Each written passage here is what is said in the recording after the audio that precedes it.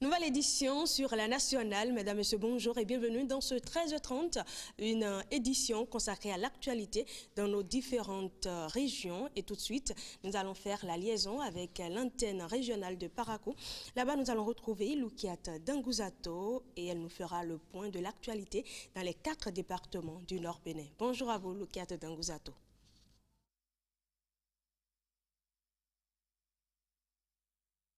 Falan Kisezouno, bonjour et à tous nos téléspectateurs, nous disons bonjour. Tout d'abord, un tour à Banikwara où les responsables des organisateurs, des producteurs de coton ont reçu les informations relatives à l'avenir de leur activité, mais aussi sur la vie de leur organisation à l'ère du nouveau départ. C'était à l'occasion d'une rencontre initiée par leur fédération nationale à Banikwara. On fait le point avec Nouroudine Safara et Olviga Masson. Venus des différentes communes productrices de coton du Bénin, les responsables des organisations de producteurs de coton disent oui au nouveau départ qui prône une gouvernance de la filière cotonnière qui rassure les différents acteurs. Ils sont d'accord pour une gestion qui restaure chaque acteur dans son rôle et dans ses droits, avant de s'engager pour un accroissement de la production pour le compte de la campagne à venir. Les organisations des producteurs font le point de la campagne qui s'achève. Le Bénin a produit 268 957 tonnes 955 à la date du 25 avril 2016. Le montant net à payer aux producteurs s'élève à 45 milliards 825 millions 213 843 francs. Jusqu'à la date du 25 avril 2016, l'État a pu payer 20 milliards 393 millions 639 921 francs aux cotonculteurs. Le nouveau gouvernement veut voir qu'est-ce que le gouvernement défunt a payé, qu'est-ce qu'il reste à payer aux producteurs. Donc je vous rassure que l'État va nous payer l'intégralité des 25 milliards qu'ils nous doivent. Les producteurs ont besoin de ces ressources dans de brefs délais pour pouvoir produire davantage. C'est ce qui justifie ce plaidoyer du maire de Banikwara. Je vais profiter de cette occasion pour demander que les revenus coton que nos producteurs du Bénin attendent avec impatience, nous attendons ces revenus-là parce que nous voulons préparer la prochaine campagne agricole. Cette rencontre permet aux responsables des organisations de producteurs de s'engager pour le succès de la campagne agricole 2016-2017, mais également d'échanger sur la nouvelle orientation que le gouvernement actuel compte donner à la filière coton. Ces responsables des organisations de producteurs, une fois informés, sont chargés de transmettre le message aux producteurs dans leurs communes respectives. De Banikwara, rallions maintenant Nati Tengou pour parler de l'atelier de planification opérationnelle du PROSAR. Entendez par là le projet pour la sécurité alimentaire et le renforcement de la résilience. Un projet mis en œuvre avec l'appui de la coopération allemande. L'atelier a eu lieu à Nati Tengou. C'est du moins ce que nous dit Emerida Pinsoton. Encore un nouveau projet de lutte contre la faim, la famine au Bénin qui entrera dans les jours à venir dans sa phase opérationnelle. Il s'agit du projet pour la sécurité alimentaire et le renforcement de la résilience PROSAR, un projet de l'initiative spéciale Un seul monde sans faim. Pour ces débuts dans la Takora, 5 communes sont ciblées pour être bénéficiaires. Nati Tengou, Tukuntunan, Tangueta, Peonko et Kéru, des communes jugées vulnérables à l'insécurité alimentaire après étude. Le Bénin est obligé d'aborder sérieusement les problèmes d'élimination de la faim et de la malnutrition susceptibles d'avoir une incidence sur la santé, sur l'espérance de vie de ses citoyens Les présentes assises de Nati Tengou visent à planifier les procédures de mise en œuvre du projet avec tous les partenaires multisectoriels. Les ministères de l'Agriculture, de la Santé, de la Promotion sociale et de nombreuses autres organisations non gouvernementales sont impliquées pour la réussite du PROSAR. Néanmoins, que ce soit un projet allemand, on ne peut pas travailler tout seul. On a besoin de tous les partenaires qui sont là. C'est vous qui devez développer votre pays. Nous, on ne peut que vous accompagner. Et je tiens toujours à ça, parce qu'on est là pendant quelques temps, ou peu de temps, comparé à tout le temps que vous avez. Cet atelier de planification opérationnelle n'est que le début d'une longue série. La collaboration devra se poursuivre et chaque structure partenaire s'engage à jouer sa partition pour le bonheur des bénéficiaires du PROSAR. Changeons de registre à présent pour parler éducation. Les candidats au certificat d'études primaires, le CEPE session de juin 2016 planche depuis hier lundi pour l'examen blanc dans les différentes écoles de la ville de Parakou. Un examen organisé par la direction départementale des enseignements maternels et primaires du Borgo Alibori pour mettre les apprenants en condition. Suivez plutôt le reportage de Clément Houillon lu par Nestor Sella.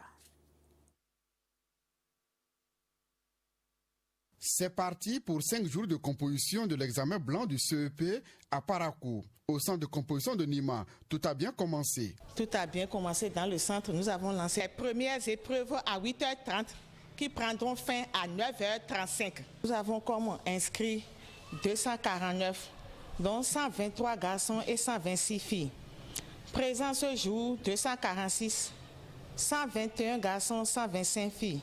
Absents, il n'y a que 3. 2 garçons et puis une fille. C'est pratiquement le même constat au centre de l'école primaire publique Banikane 1. Les écoliers composent dans une ambiance bon enfant. Le nombre de candidats, 258. Les candidats se sont présentés très tôt. L'organisation a été déjà faite dès avant-hier. Donc ce matin, on a ouvert les salles. Les enfants se sont présentés avec les surveillants et le travail a commencé vers 8h22. Après la lecture des principes qu'il faut adopter pour bien passer les examens blancs du CEP. J'ai trouvé l'épreuve facile et impressionné. Je promets de bien travailler sur cette épreuve. L'examen blanc du CEP 2016 prend fin ce vendredi avec les épreuves physiques et sportives. Voilà, comprenez que c'était hier au démarrage des épreuves. Restons toujours dans le domaine de l'éducation pour dire que le 6 juin prochain démarre sur toute l'étendue du territoire national l'examen du CEP à Parakou et précisément au centre des sourds qui en même temps est un centre d'examen. Les préparatifs vont montrer, c'est ce que nous apprend la directrice, Madame Pinawen Kewele Dosuyovo, est au micro de Doris Olabi. Les enfants du CMD sont en train de plancher dans le compte du premier examen blanc de l'année 2015-2016. C'est-à-dire que nous nous préparons activement et que les programmes aussi sont en train d'être terminés. Et d'ici le mois de mai, déjà, nous allons entamer les révisions, les dernières touches pour que l'examen puisse avoir lieu dans de bonnes conditions et que pour que les enfants aussi puissent réussir massivement. Au niveau de notre centre, nous avons 9 candidats. Les filles sont au nombre de 4 et les garçons 5. Chez nous, c'est un centre d'examen.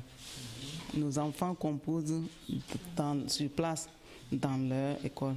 La difficulté que nous avons avec les enfants sourds, c'est au niveau du français. Surtout au niveau de la production écrite, au niveau de la communication. Vous savez, le langage des signes ne permet pas très bien à l'enfant de s'exprimer couramment, c'est-à-dire qu'un sujet, verbe, complément. Donc c'est à ce problème que nous sommes confrontés. Et pour que le sourd arrive à formuler correctement une phrase, c'est vraiment un véritable casse-tête pour lui. Chaque année, on ne fait que améliorer pour permettre aux enfants quand même de s'exprimer et en traitant aussi les anciennes épreuves, voir le niveau de compréhension parce que c'est la compréhension même qui pose problème. le niveau de compréhension, quand on donne un sujet, qu'est-ce que l'enfant comprend en lisant, donc tout ça là, nous essayons de les suivre pas à pas pour qu'au moins ils puissent améliorer leurs prestations. Madame la directrice, nous vous souhaitons beaucoup de courage avec ces enfants handicapés, sourds. Et le dernier dossier de notre intervention, Les Marches Macabres, un roman lancé officiellement à Kandy samedi dernier. Samsdine Adamou, son auteur, a partagé avec les invités à la cérémonie de lancement la quintessence de l'ouvrage. Nouroudine Safara et Olviga Menson y étaient aussi et voici le reportage. 245 pages de récits de fiction, une histoire de Slaed, personnage principal, faite de rebondissements. Les Marches Macabres est un roman épique au réalisme tragique qui raconte la funeste bascule d'un destin prometteur. Son certificat d'études en poche, Slaed quitte son village natal pour la ville. Très attaché à ses racines, il revient souvent voir ses parents. C'est ainsi qu'il renoue avec la belle Awa, son amie d'enfance. Les deux jeunes gens entament bientôt une relation aussi tendre que passionnée. Mais cette idylle prend brusquement fin le jour où Awa est enlevée par son propre père. Éperdu, Slaed se lance à sa recherche, sans imaginer un instant qu'au cours de cette quête, son destin va basculer irréversiblement.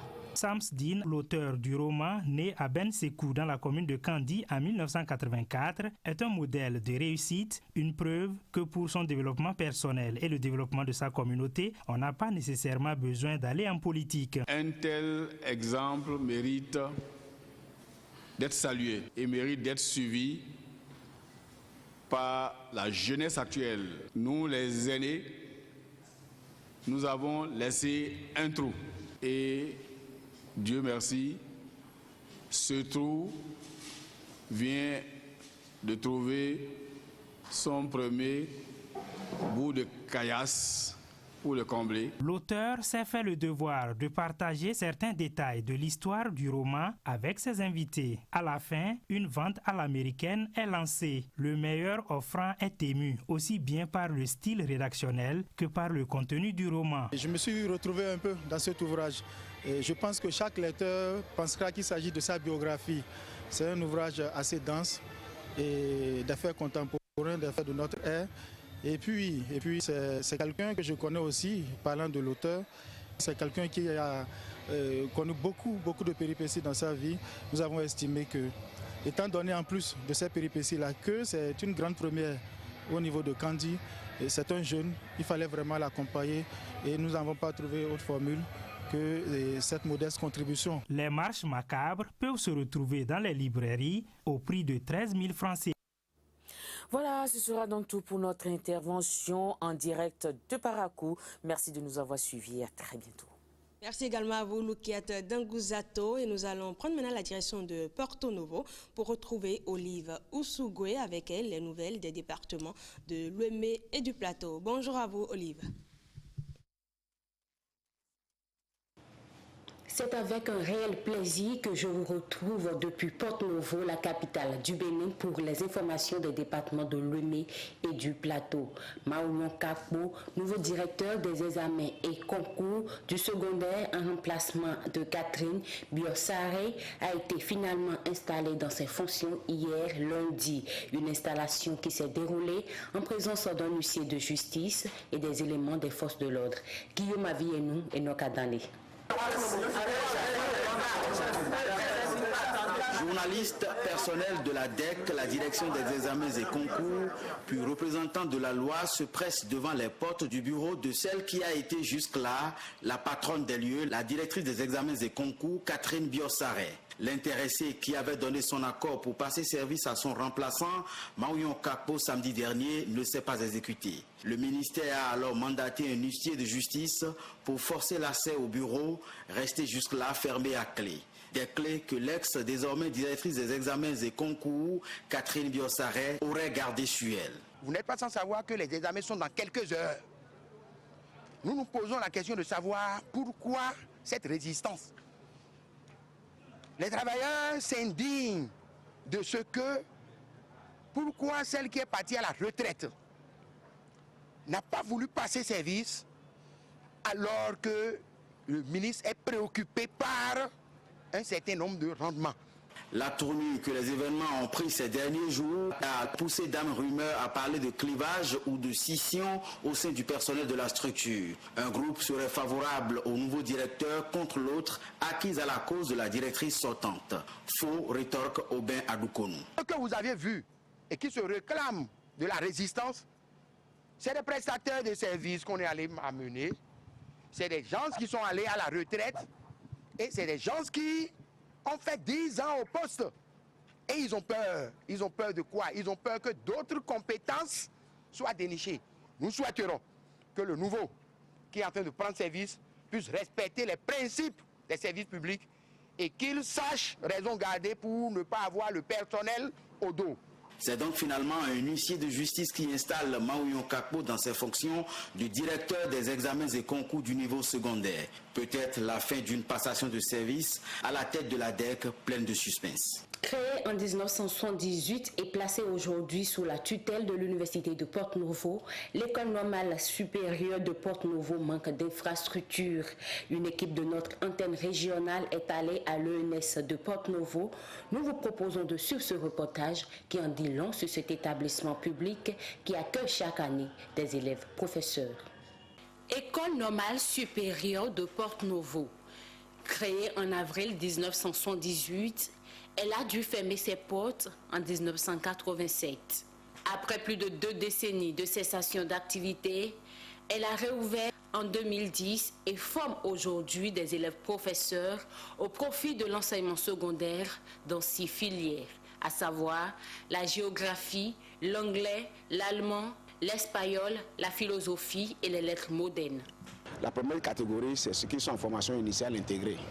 C'est-à-dire ceux qui ont été recrutés avec le bac et qui doivent faire 3 ans de formation et sortir avec le brevet d'aptitude au professorat de l'enseignement secondaire. Ensuite, vous avez ceux-là qui sont en formation exclusive, c'est-à-dire c'est les gens qui ont eu la maîtrise ou la licence qui viennent préparer un BAPES ou un CAPES. Et la troisième catégorie qui est en train de finir pratiquement, c'est les enseignants reversés, c'est ce qu'on appelle les forever. Bon, ceux-là, il y a 7 catégories. C'est la catégorie numéro 6 parce qu'il y a la 6 cohortes plus maintenant la cohorte spéciale. La cohorte spéciale a déjà fini, c'est la cohorte 6 maintenant qui est en cours qui est en fin de formation. Vieille de 48 ans, l'École normale supérieure de Porto-Novo, ce haut lieu de savoir, manque d'infrastructures adéquates. Les difficultés sont visibles. D'abord, vous avez vu les salles de classe, les conditions de travail dans les salles de classe, ce n'est pas des conditions idéales pour enseigner. Ce pas des conditions idéales pour enseigner. Vous avez vu le laboratoire aussi, vous avez vu les amphis, c'est pas du tout équipé. Vous avez vu également, bon, on n'a pas pu voir l'infirmerie, mais on est allé au niveau de la salle pédagogique. Vous avez vu la bibliothèque également, elle est vraiment en état de délabrement avancé. Il faut dire que moi-même, j'ai fait cette école, je suis sorti il y a 30 ans et cette bibliothèque n'a pas changé depuis 30 ans. Donc, il y a vraiment du travail à faire ici, travail d'équipement, travail de réhabilitation des locaux, etc. Il y a pas mal de choses à faire ici. En attendant la réhabilitation de l'École normale supérieure de Porto-Novo, les autorités de cet établissement s'emploient à faire de ce lieu un pôle d'excellence à travers la qualité de la formation. Célébration en différé de la Journée internationale de la femme, organisée par le Centre de promotion sociale de cette commune et l'ONG CACED Bénin. Cette commémoration a été l'occasion pour les femmes de réfléchir à leur autonomisation. Guillaume Avienou et Nokadani. L'agente féminine a Semepodji à l'honneur, sous les auspices de l'ONG CACED Bénin et du Centre de promotion sociale de cette commune. On célèbre en différé la GIF, la Journée internationale de la femme, en cette fin de semaine. Le premier citoyen de la commune est venu en personne rehausser l'événement. Lève-toi, surtout femme africaine, lève-toi, va au travail, comprends, agis. Et tout de suite, alors, crée dans ta tête et sache que tu peux accompagner ton homme. Pour cette 21e édition de la GIF, les organisateurs ont retenu comme thème de célébration « Femmes, joue pleinement ton rôle dans le maintien de la paix et de la cohésion sociale ». Un thème à propos, pense-t-on. Nos femmes au niveau des groupements ont tendance à virer sur le plan politique. Donc elles ont tendance à oublier leur rôle, le rôle qu'elles doivent jouer. Et elles s'adonnent à la politique et puis ça ne va pas du tout. L'agente féminine Asseme Poji est capable de mieux se défendre alors les responsables de l'ONG Cassette Bénin. Il suffit de la rendre davantage autonome, soutiennent-ils, et c'est désormais le sens de leur combat. On va créer des creusets où les femmes là vont parler de tout ce qui concerne leur milieu, identifier leurs besoins et au niveau de chaque village, ces comités vont se mettre ensemble pour constituer le cadre au niveau arrondissement et que maintenant chaque représentant au niveau de chaque arrondissement deviendra membre du cadre de concertation au niveau communal. Les organisateurs de la présente célébration ont la conviction qu'en libérant le pouvoir de la femme à Semepoudji, on pourrait garantir l'avenir de chaque citoyen de la commune. Voilà, c'est tout pour notre intervention depuis Porte-Novo. Merci de nous avoir reçus. Nous vous retournons l'antenne. Merci également à vous, Olive Ousougoué. Ce sera également tout pour ce 13h30. Merci de l'avoir suivi. L'actualité revient à 16h30. Moi, je vous retrouve demain à 6h30, Inch'Allah.